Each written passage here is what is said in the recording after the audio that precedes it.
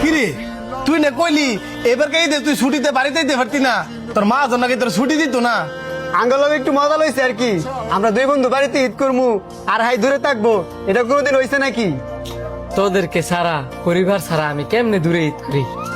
যখন আমার মা আমারে কইছে যে আমার বাড়িতে আইতে দিত না, তখন আমি অনেক কান্না করছি।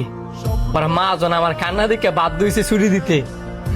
তুই আইসস, আমরা অনেক খুশি হয়েছি, তবে আমগোর সাথে বেশি খুশি হইব তোর বাপে। কারণ এই পৃথিবীতে তুই ছাড়া তোর বাপের তো আর কেউ নাই, না আরেকটা ভূত আছে, না জি আছে, না বউ আছে। দুষ্ট হ্যারোই, আর কি বিয়ার বয়স হয়েছে না? হ্যাঁ তুই একটা বিয়া করতো তাইলে তো চাচা একটা মাইয়া পাইতো।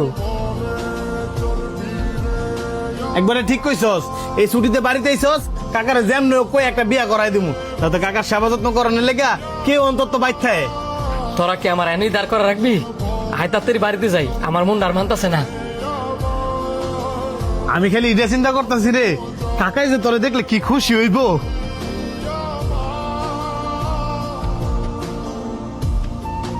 এ ভাই নামতেন না,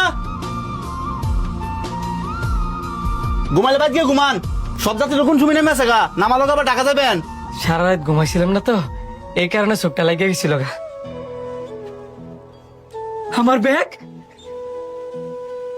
আমার ব্যাগ কো, আমার মোবাইল মানি ব্যাগ কো।